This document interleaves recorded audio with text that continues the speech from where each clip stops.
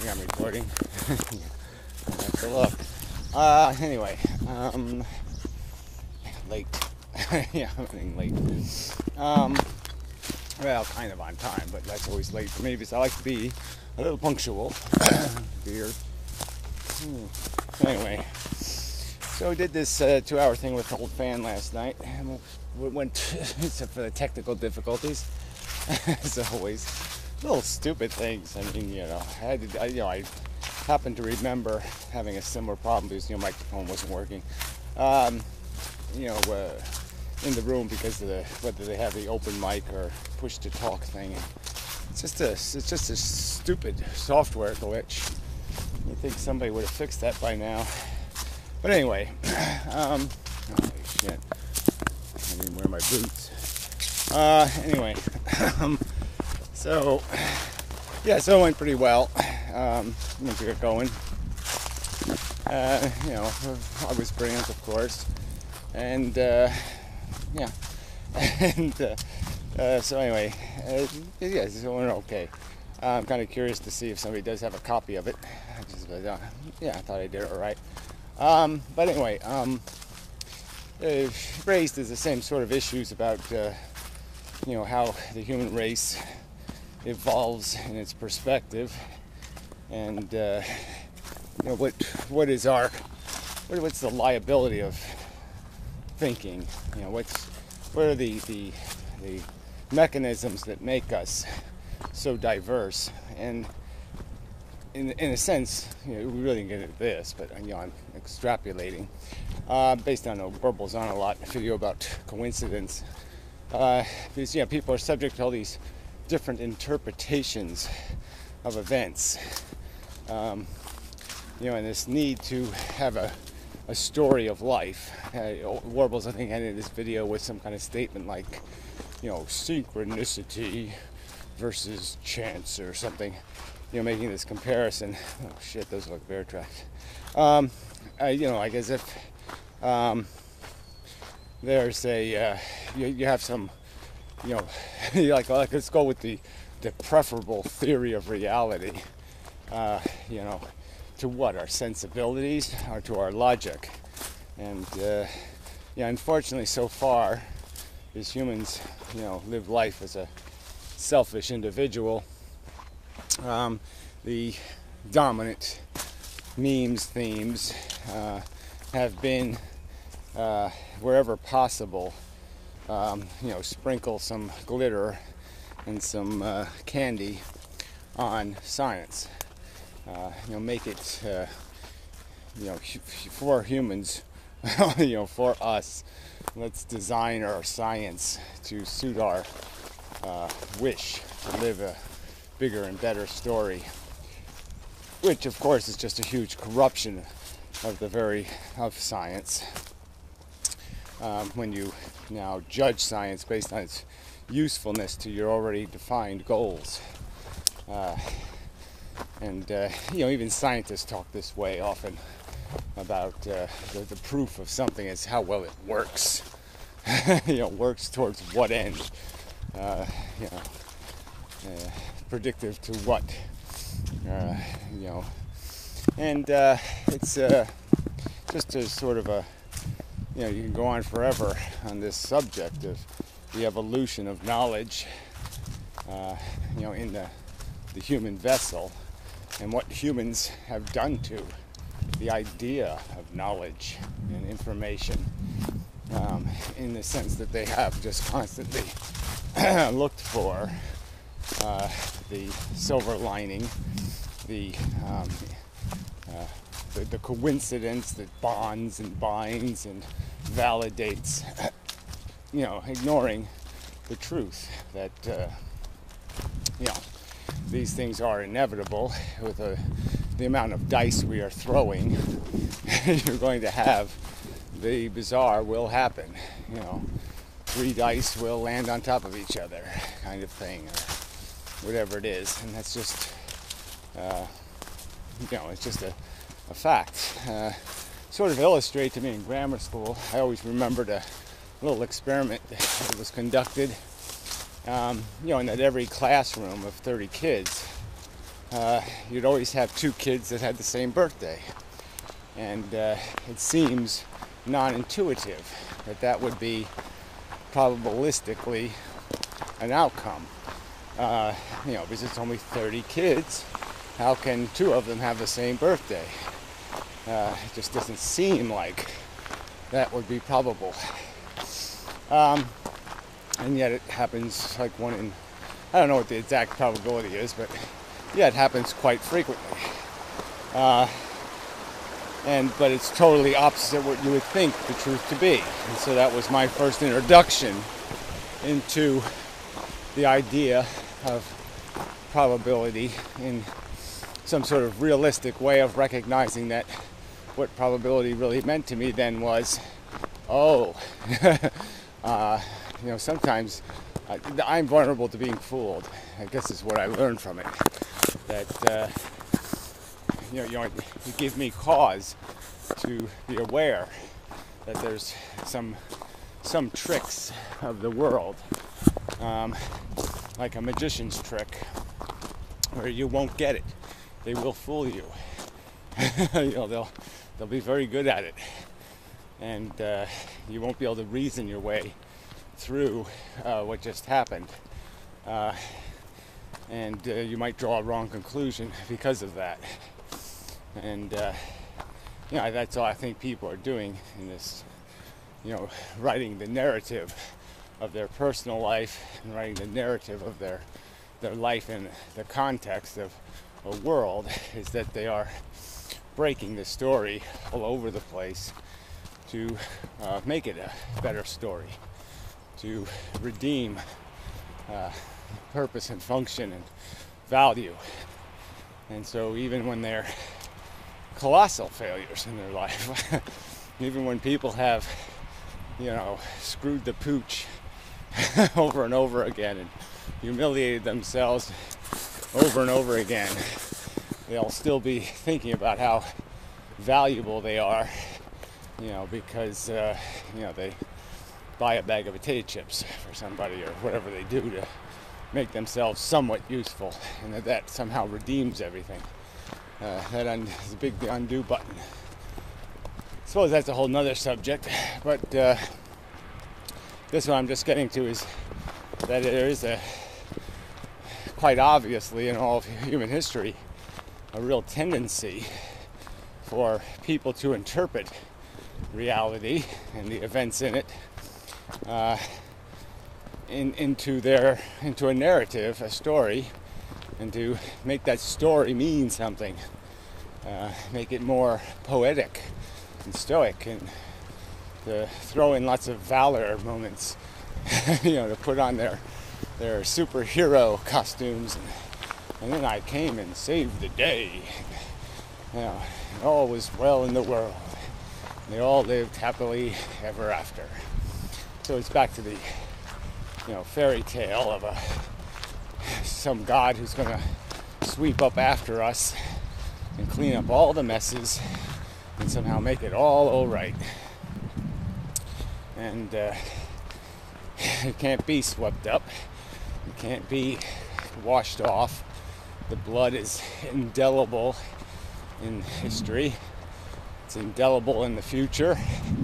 The blood we will spill through our negation of our responsibilities, because we're all playing a video game of sorts. We're all living in a virtual world. We're not living in the world, because we all have these stories of bullshit to live by.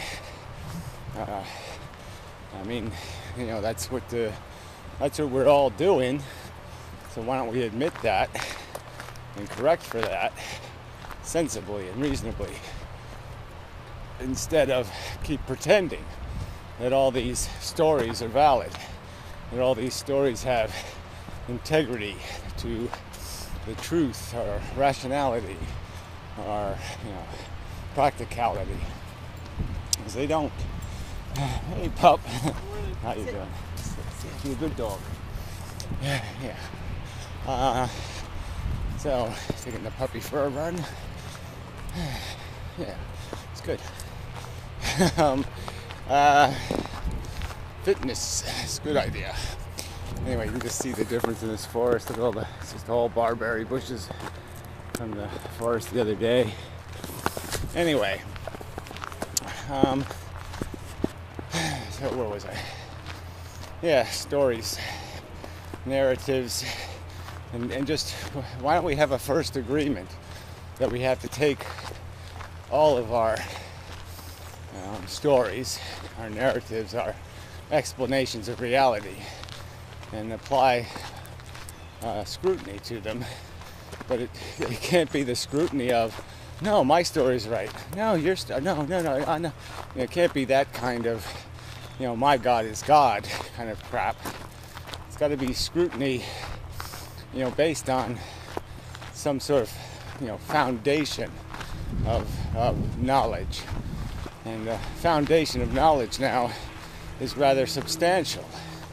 Knowledge of earth science, physics and chemistry, mathematics and such.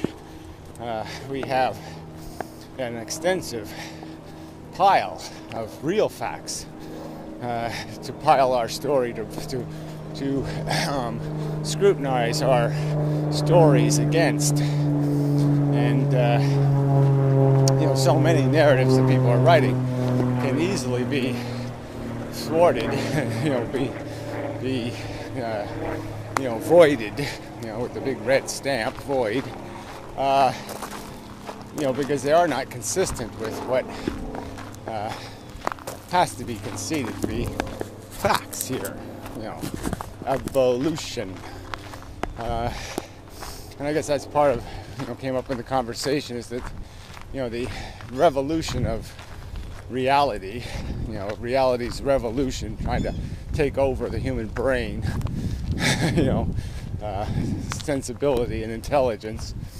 Even the atheists have had a slow go of, of having that rational meme, own the mind of man. It's still a minority perception, minority narrative. It has all the evidence on its side, and it has tended to fail to persuade, fail to seduce, and that's evidence of how difficult, how resistant human minds are to reality, to any narrative that isn't self-serving, that isn't self-aggrandizing, that isn't I know how to play soccer, I'm going to force everybody else to play soccer kind of mentality.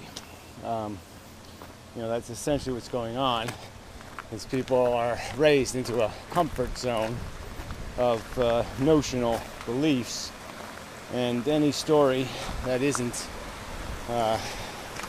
part of that, that isn't consistent with the narrative of that comfort zone is not a story. It's kind of the way all political signs ought to end up, Yeah, rubbish.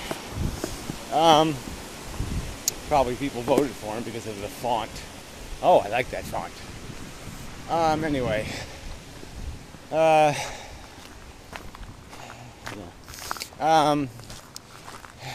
where was I? I shouldn't do that.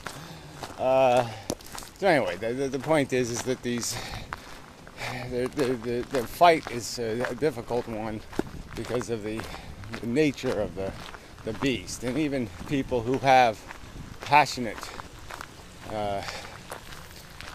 unscientific narratives ought to be able to concede the logical point, especially when it comes to like their religion versus some other religion, and the fact that there is no distinguishing in any real logical way the difference between these religions, and that it's just illogical to claim that your religion is right and somebody else's religion is wrong, when the credibility of the evidence is indistinguishable.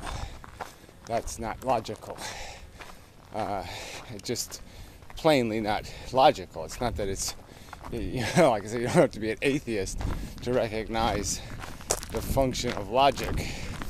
And it's just not, you can't be arrogant, in an atmosphere of equality. And, so if you show up at a ski slope, there's a bunch of very good, Olympic gold medal winners and all that stuff on the slopes with you, it's kind of silly for you to say, I win, I'm going to win. You guys you don't stand a chance. My God is God. That's just bravado. It's just an ignorant bravado. It's really ignorant, colossally ignorant. And, people should be able to go into a conversation about the theories of reality, at least conceding that, if your narrative isn't consistent with material facts, you have no reason, to be arrogant. You should be on the defensive, and you should be prepared to explain how you can break logic and how you can claim to somebody sensible that the magician really is making doves. Even though you've seen magicians shove doves into their jacket, even though you've seen the dove cages in their dressing room, you're going to try to get me to believe they actually make doves. And you should know that you have a very high burden of proof to claim that these guys are making this stuff. That's a bold talk, and to talk so bold, you probably should have something called a little bit of evidence. And that's not asking too much, not at all. Now let's see what else. Lovely here in the spring anyway. In the summer this pond's going to get a little ragged, because all the scum will start taking over, start percolating into the whole of the substance, like the blob. It'll eat the life. It's just gotten too shallow again, and the water gets too warm, and it becomes quite a cesspool. But 70% of the year, it looks pretty good.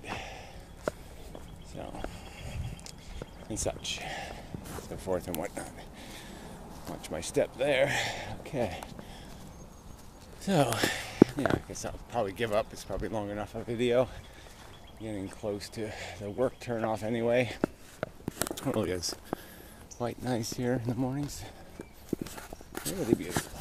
Anyway, until next time and such.